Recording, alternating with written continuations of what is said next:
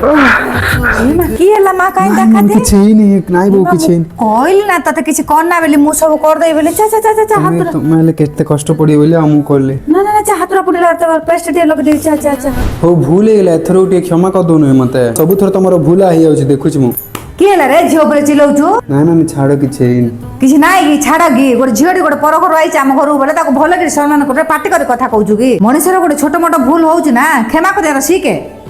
କେବେକୁ ଶିଖିବୁ ଆଉ କିଟା ମା ଫୋନ ରେ ଦେଖୁଛୁ ନାଇଁ ମମ୍ମି ତାଙ୍କ ଆଜି ଟିକେ ମତେ ପନିର ରାନ୍ଧେ ବୋଲି କହିଲେ ତ ମତେ ରାନ୍ଧିବାର ବୁଝୁନି ବୋଲି ଦେଖୁଛି ମୋବାଇଲ ରେ କି ଦେଖୁଛୁ ମୁଁ ରାନ୍ଧେବି ଦେ ତୁ ଥା ବ ନାଇଁ ତମେ କି ରାନ୍ଧିବ ମୁଁ ରାନ୍ଧି ସବୁ ଆରେ ତମେ ରାନ୍ଧିବ କି ମତେ କଷ୍ଟ କରିବାକୁ ଦବନି ଟିକେ ତାହେଲେ ଚାଲେ ମିଶିକି ରାନ୍ଧବା ଦିଲ ଯାକ